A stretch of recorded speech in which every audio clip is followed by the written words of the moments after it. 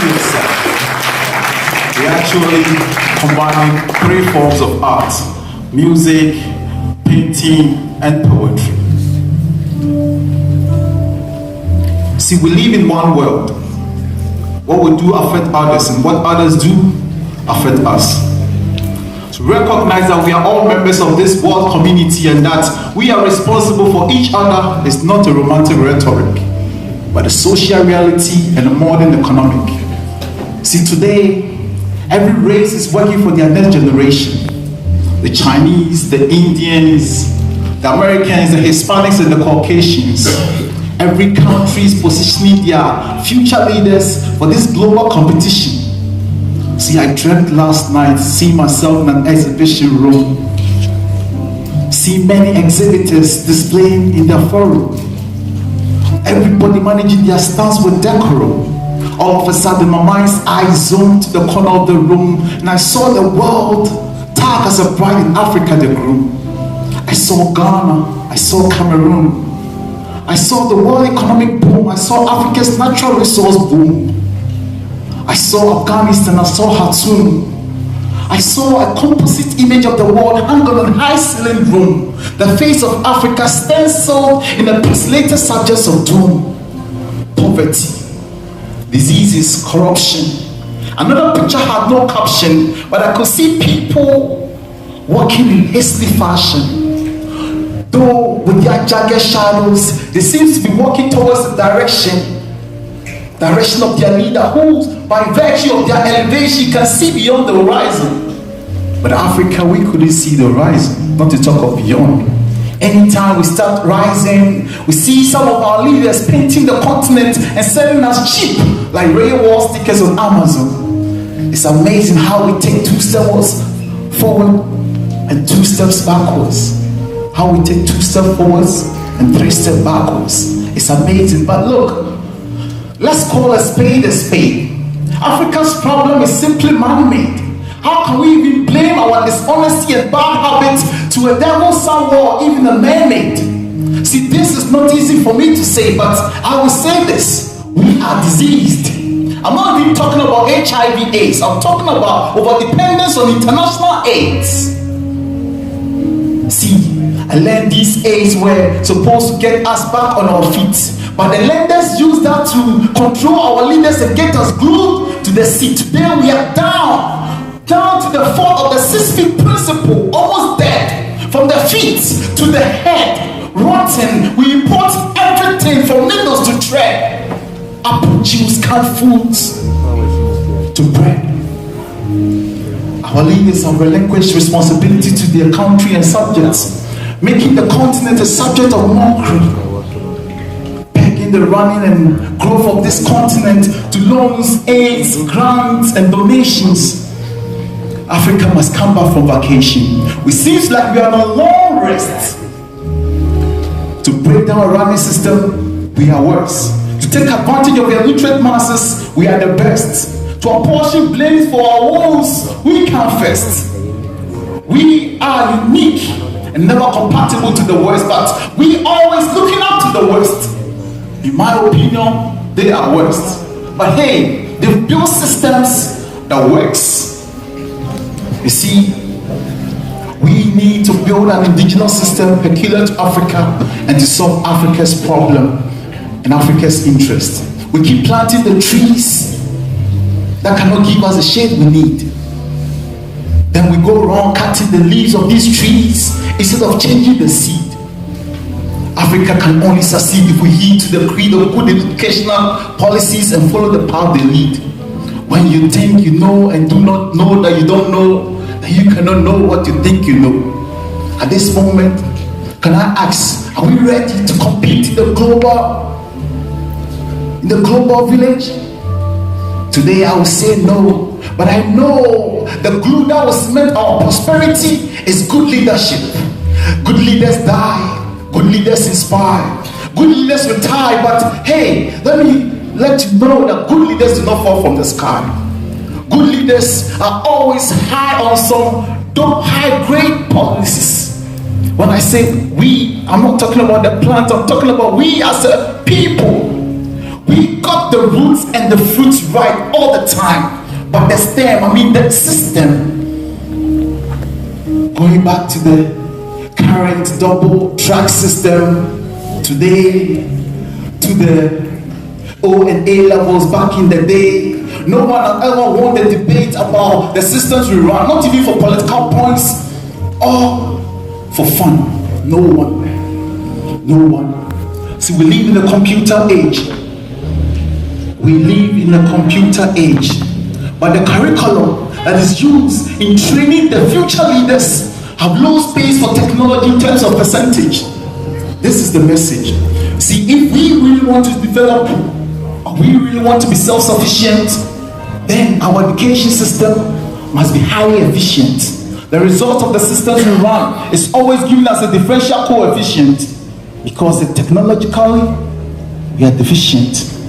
So I ask, who is going to take the bull by the horn and pull the bull till the horn is torn? I couldn't agree more with Vince Lombardi when he said, leaders are made, leaders are not born. Leaders are here, leaders are not gone. Today is a new dawn, and you and I have the responsibility of creating this place a better world for generations unborn. The experience of successful nations the world over emphatically points to the certainty of strong educational institutions and robust educational systems. We are no exception, and you and I have the responsibility of creating a world for generations unborn, future leadership. If this is going to be the imperative, then we need to change that narrative. Ladies and gentlemen, welcome as we disclose one of the leaders who are going to lead us into this new level of education. Chukwu.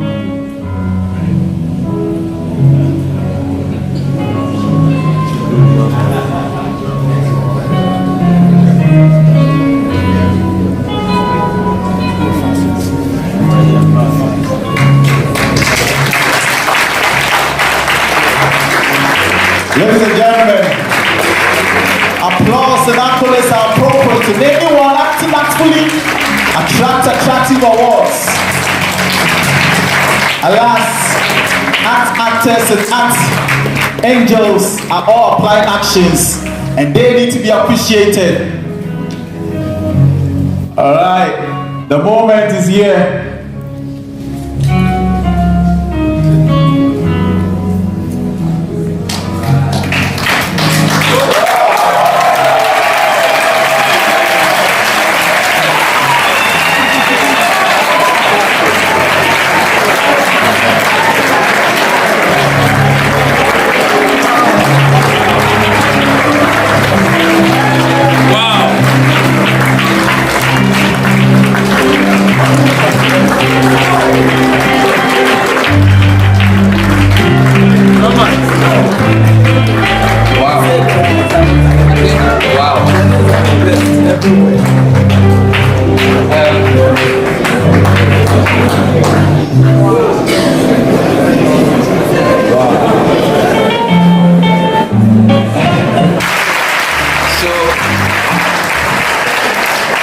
Executive Director will present it to the person it looks most close like.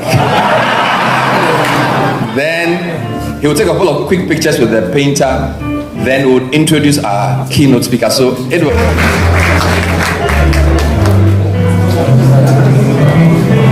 So on behalf of the Danquah Institute, I want to present this painting to the most hard-working minister we all agree, Dr.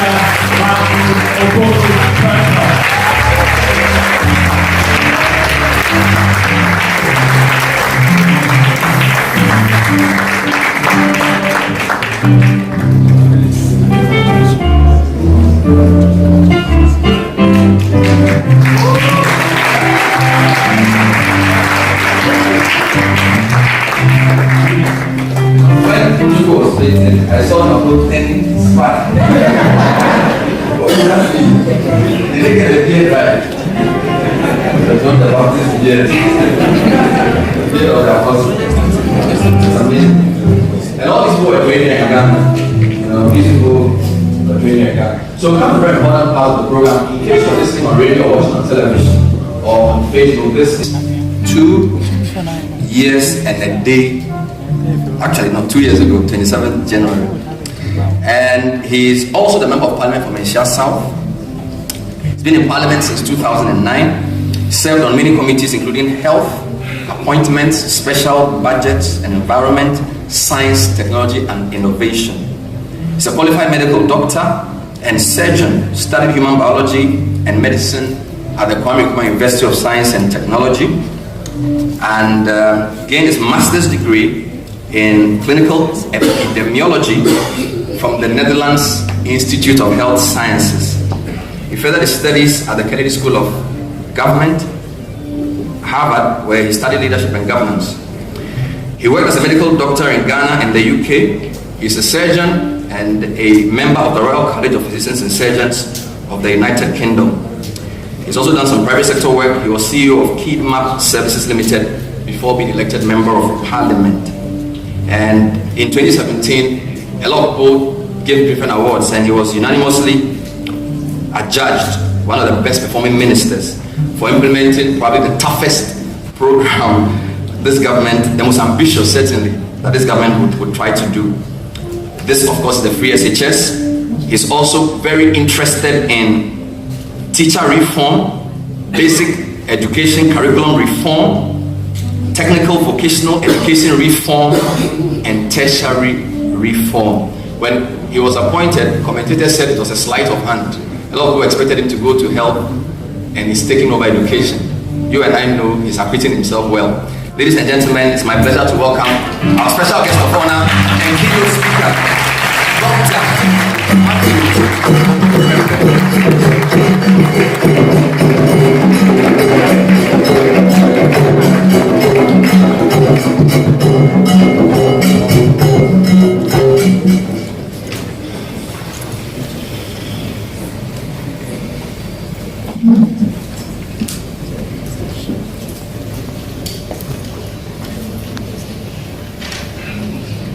Good evening. Madam Chair, I can Professor, Her Excellency, and Auntie. Thank you for chairing this evening's series with the Danquah Institute. I look around and I find my lovely aunties before. Elizabeth Ohene and Oboshi Saikofi. I think they either associated with Danquah or they came to support their nephew. This is one of the occasions I'll prefer to speak from the heart. But for the fact that Danquah Institute I have to document, I'll try and stick by the speech.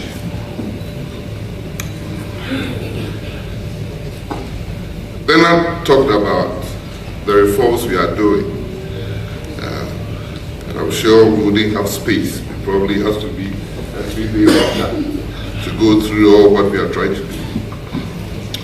But colleague minister, and a very good friend of mine, Sheikh, Minister for Information, and he was a Minister of Information when we started this reform thing. And now he's cooling off in Zongo. And has abandoned me to sleepless nights. Honorable members of Parliament hearing, the Executive Director of Danquah Institute, distinguished invited guests, our friends from the media,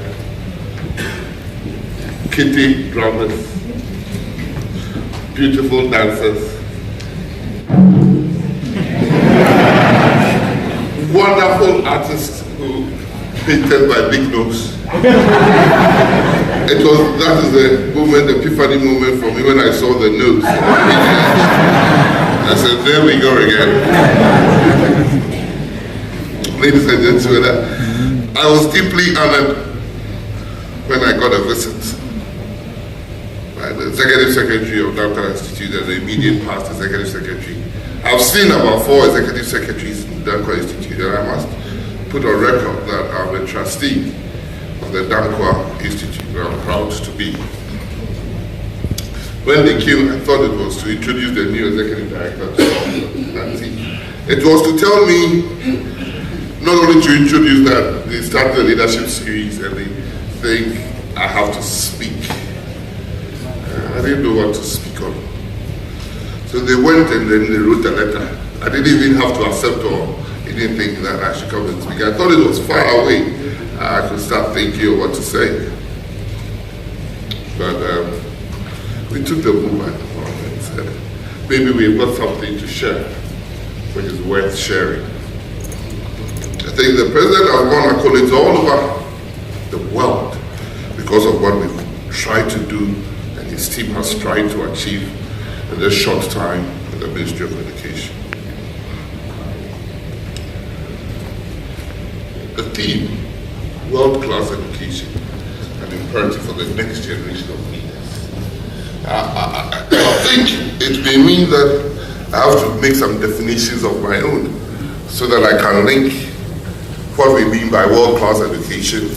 Madam, in Ghanaian terms, what we mean by world-class education to the Ghanaian who aspires for quality education, and what we mean by leadership, or what traits we want to see in a leader.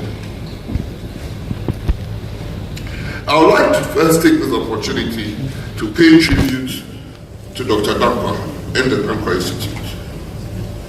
The Danquah Institute has become Ghana's bastion from liberal democracy, which we did not copy from the Europeans. If you read Danquah's books, he tried to bring it from our own culture and our background and our setting. In fact, I believe that when Danquah started espousing his theories about liberalism, most of Europe probably was not a liberal democratic place. He extolled a Ghanaian form of liberalism that was culturally sensitive.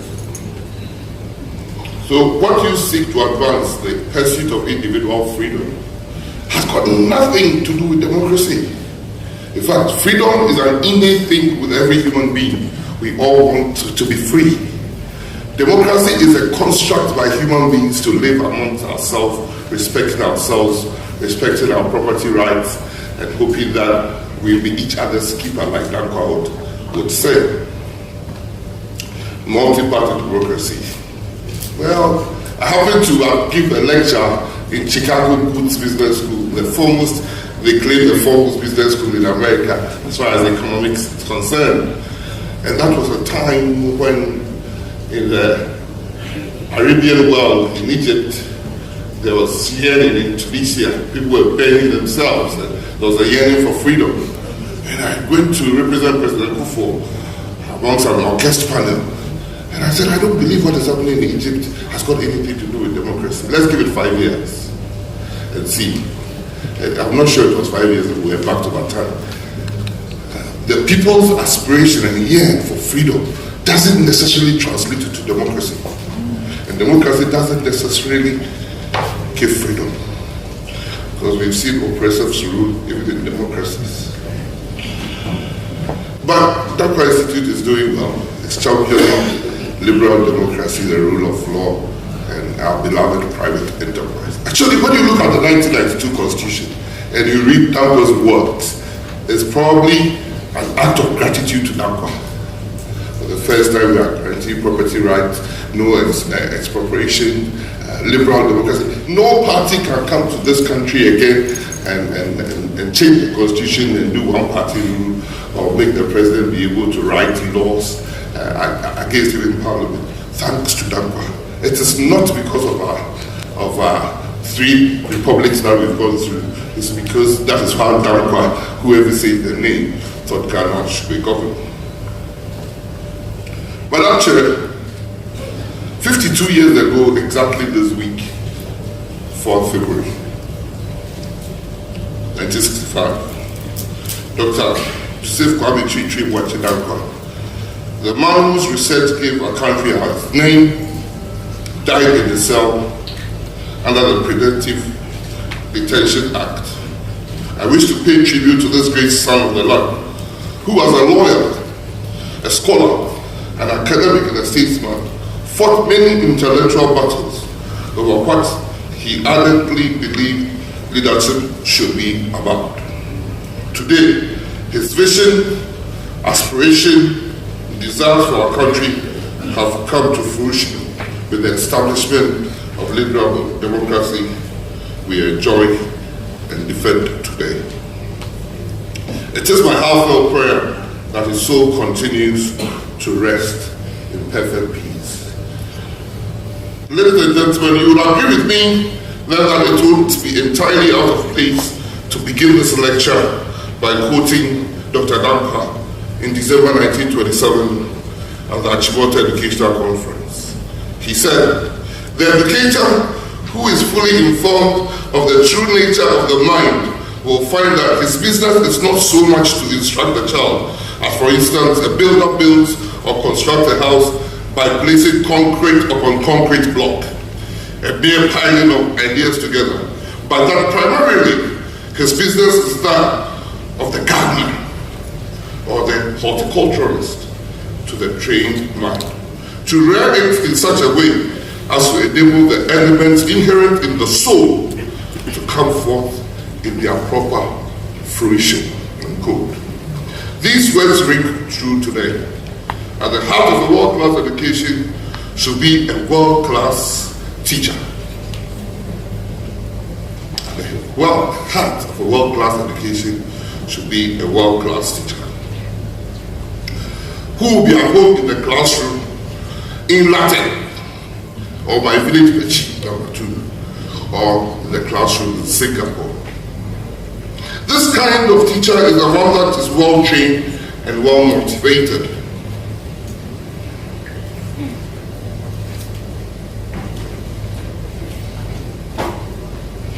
Who seeks to nurture children who become confident, critical, creative, and innovative thinkers. This educator is one whose focus is not on rote learning, but rather on evidence-based learning, where children feel confident to question things, analyze them, and draw thoughtful conclusions in the process. This educator is one who enriches children's lives with a thirst for knowledge, and by so doing, imparts their quest for lifelong learning and the achievement of their future aspiration. So I do still remember my nursery school teacher who constantly pays me a visit to my office. And I do remember I was a kid, but she had a big belly. And my father, being a chief, had these drums. And I didn't understand pregnancy at that time. So every time I go to school, I say, "Teacher, let me play with my father's drums." And one of these days she came to visit, and she came with a daughter that she bore. Isn't it fascinating that I still do remember my nursery school teacher and my primary school teacher, because I was probably the most naughtiest one in class.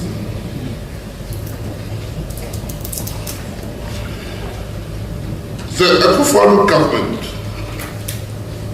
appreciates the critical role of teachers, and I came with my manifesto because it makes my work very, very easy. I'm such a lazy boy that all I do is to learn the manifesto, and when I sit in my office, is this going to help my manifesto or not, apart from my day management issues? Because people would see education as very, very complex, but they often break it down to the management decisions you have to do, the technical problems, and the really complex killer problems like double track and TVET reforms, and about 19 laws or bills we are about piloting in Parliament. Those are the complex killers. The 3 SHSs are technical problems, and they don't give me headaches. The double track is a complicated problem. You have to think. The 3 SHS is a technical one. Any good manager can do. The double track is a complicated problem. You need to plan ahead and start infrastructure building. And the TVET reform is a killer.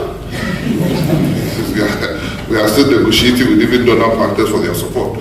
So that is why we are entrusted in the education field. But I further government appreciates the critical role of teachers. And when I look through the manifesto, I just called for my manifesto. Calendar things, right? It says on page 108, a well-trained, confident, and contented teacher will be placed at the heart of MPP's delivery of quality education.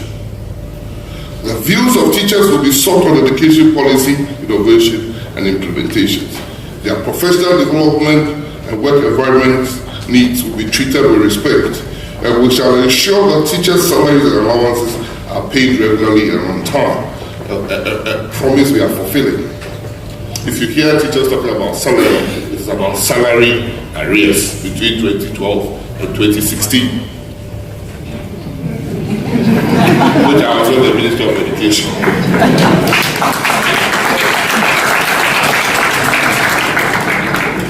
This is what the party said on page 112. It said, MPP will encourage the colleges of education. Please listen.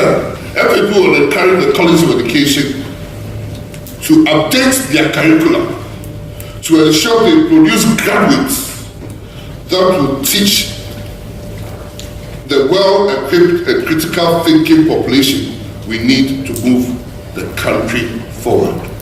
That's probably the last but one paragraph in our manifesto of education. So I sit there, and we are doing teacher reforms, and all I aim to do is to ensure that not only do we fulfill the manifesto promise in reality, but in quality as well. So I came to be the reforms that are being taken under the teacher reform sector with the support of DFID. And when they finished, they came to my office and said, oh, teacher training will now be 3.5 years because we realize that the teachers, the content is bad and we need to improve their content and pedagogy. I crossed my hand. I said, thank God I've come. Because we have built a new curriculum for teachers based upon the teacher standards and the curriculum framework. Why should we wait 3.5 years when 4 years gives you a university degree? So we went to cabinet and we made a case that instead of 3.5 years and come and do diploma, when you meet the universities, 3 years gives you a diploma, and you go to the polytechnic and in 3 years gives you a higher national diploma. Why waste 3.5 years and call it diploma? Then we better bite the bullet and call it a degree. It was a fulfillment of manifesto promise that I can't conveniently. So all the colleges of education 46 are doing BEd now. I think my brother, who I love his criticisms because he criticizes from a positive point of view, you have to make him understand so that he can go and sell government message at that time. He said 3.5 years and 4 years are the same thing actually. So let's get it through. We got it through and we started the BEd, thank God, last year in the 2018-2019 academic year. So never again would we have diploma teachers teaching the most vulnerable and impactful society or group that we have, that is the kids. We want the best educated minds to teach the most impressionable of our population. This is the kid. You keep hearing, and we said gossips around of Finnish education, Singapore education, but when you go there, the PhDs are the ones who are teaching the kindergartens, not the PhDs in the universities. Because catch them young and they will forever be lost.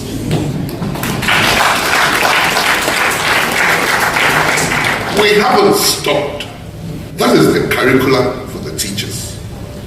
Then, Auntie Elizabeth is here when they struggled to pass the 2008 Act.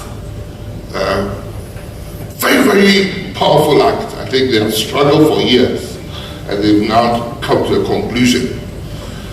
And when you look at the object of the 2008 Act, Act 778, it says, it is an act to provide for the establishment of an educational system intended to produce well-balanced individuals with the requisite knowledge, skills, values, aptitude, and attitudes to become functional and productive citizens for the total development and the democratic advancement of the nation. That is Ghana. they were talking about Ghana. So they wanted to build an educational system for us, set up an educational system for us, that would give us an individual with these requisites, I call the 21st century requisites for a human being to participate meaningfully in society. What we yearn is the same thing everybody yearns in every country. But how we set out to achieve that is what we have been grappling with in the education ministry. So the 2008 Act, which was passed around, I think, December, did not see the implementation for those who did it. And so through me, we are implementing the 2008. Skilled, confident, and well-trained, useful guidance. He was part of the cabinet that does this act. And he still remembers that we have to pursue what our educational experts had set out to do for a long time. What then he says at one cabinet meeting, out of the blue, Mr. Minister of Education, don't you think that Ghanaian teachers should be paid better than members of parliament? Hey, Mr. President, take your time. Hey. Mr. President, Mr. Ford was there. He actually said so. I said, it is not about money, even though money is very important. It's about putting a system in place. Now, Mr. President, let me give you an example. Private school, basic school, private school, public school. The public school gets paid their teachers 2 to 3 times better than the private schools. The public school teachers are better qualified than the private schools. How is it then that the most single thing why me and you will take our kids to school to improve learning outcomes, in the basic schools, the private schools are doing better than the public schools? So there's not every problem we throw money at. Let us see what we can do before we throw money. And I do agree. But because of the BEd that we started, every teacher will start at 3 steps higher, like every other graduate in this country. Because of the BEd we've started, teacher absenteeism should drop. They will quote for you 28% has been improved to 40%. If you had 100 cities and you have 40 cities dropping on the road for free and you can't account for any business you do, you will fail. So even if teacher absenteeism is at 40%, it means that a sizable number of our populace, the kids in classroom, are not being taught. They are not learning, and there's no teaching going on.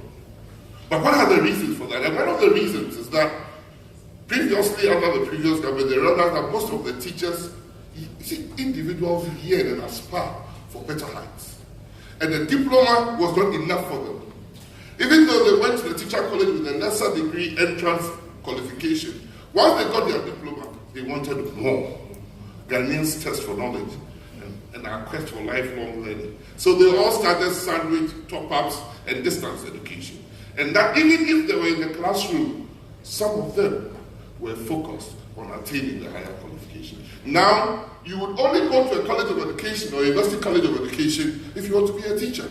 Because the entrance qualification has been made the same as going to any other public university. And when we started this journey, all the principals came to my office and said, Minister, you'll be a maybe. But thank God, in last year, there were 35,000 applicants for 14,000 places. A record number of places have been. Why? Because the average Ghanaian had realized that things have changed. And it's not inferior or second place to get into a college of education, but you are equally qualified and as brilliant as a person going to any public university in this country. So we did something good. We did what the Ghanaians wanted. We then presented the educational strategic plan to His Excellency the President for approval so that we could commit money to improving things in this country. And then when we finished, he said, good. Now, I haven't seen the teacher focus in this document. So we want a comprehensive teacher policy. So the President, when I see you, I have to run, because every time I see you, I have to come up with something else. Thank God, UNESCO, which we are executive members, have a benchmark document on comprehensive teacher policy. We've got 2 important supporters who are helping us to have a comprehensive teacher policy. that will, for once and for all, address all problems with teachers, including recruitment into schools, deployment, retention, remuneration, promotion, everything, professional development, and everything. So we hope that by the close of the year, that policy too will be accepted as part of the educational strategic plan, and we begin to put teachers on the pedestal society so desires for them, and they become better. But we have to professionalize the teaching corps. We have to professionalize the teaching corps. Every profession is not the university that makes you part of that profession. I haven't seen one profession that you go to the university and you get a degree and become part of it. We are well off to ask a daily question: what opportunities are we creating for the poor to come up? For 2 years, virtually, university fees have been frozen, not by any systematized method or thought through. But the text messages I get from people that thank God that you are not allowing universities to increase their fees. Because through a sheer mistake, universities are now increasing their fees, forgetting that there are a lot of poor people in this country.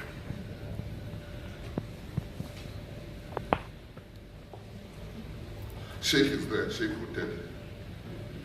We shouldn't pride ourselves on the number of people we put on dependency roles, whether it is sleep or anything. We should pride ourselves on the number of people we shift from dependency to taxpayers.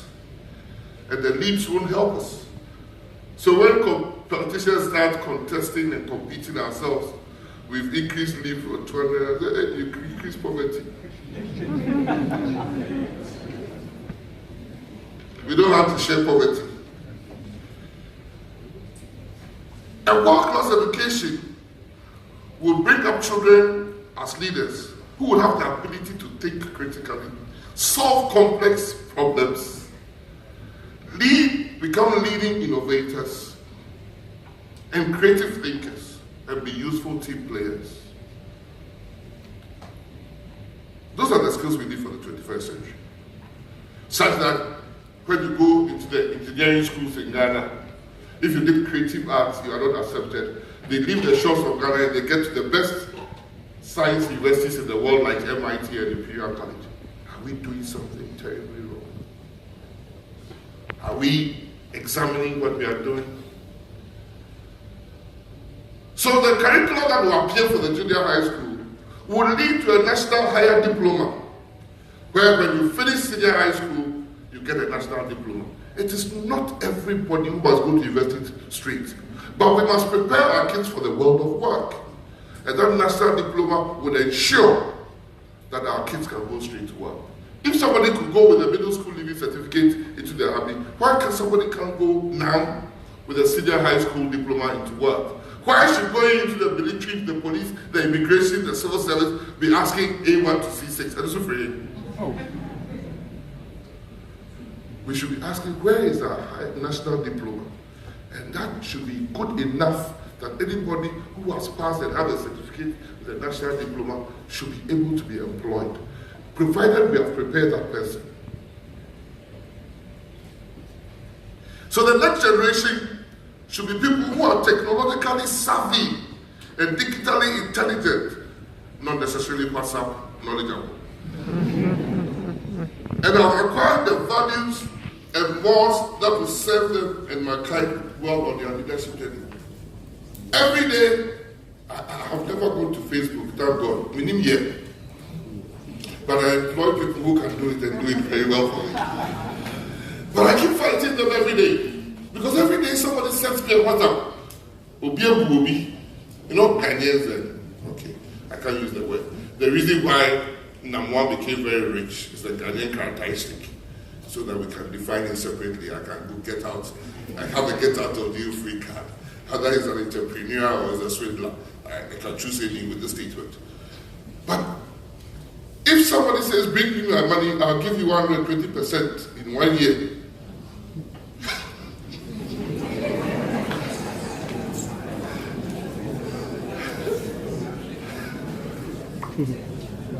I was surprised that people who know me, have known me for years, could fall into a scandal and said, I have a protocol admission and pay 300 cities. Just when he has done the Bobo 300, he goes up, what ask me for scat 300, we don't 300 million.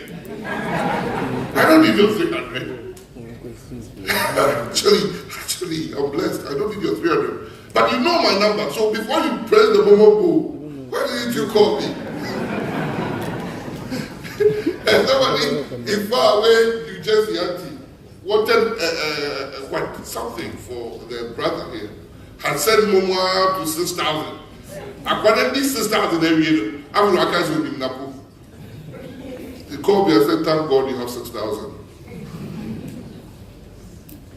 But a world-class education is founded on a world-class curriculum. And when NPP manifesto, which I'll quote very soon, talks about making the curriculum relevant, that is exactly what we are.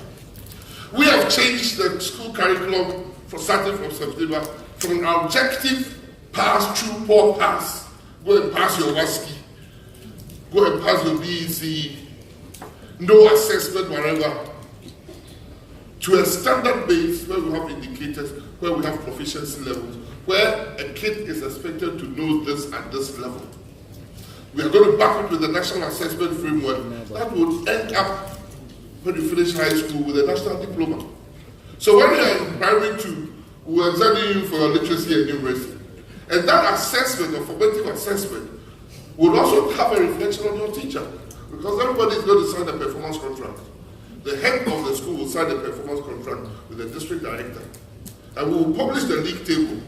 And given the same set of kids in 2 schools, why should yours be failing so much so? People must be answerable for the little pay that they collect. It's not forced to collect the pay. And when you collect the pay, there's no excuse for you to not to deliver.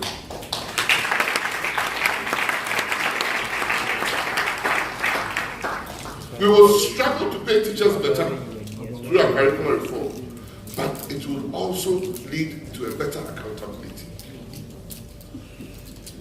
We will put the resources in the class through teaching, appropriate teaching and learning materials, but the kids should benefit. You see, I traveled and we came across this, and I knew it in medicine. I didn't know it in education.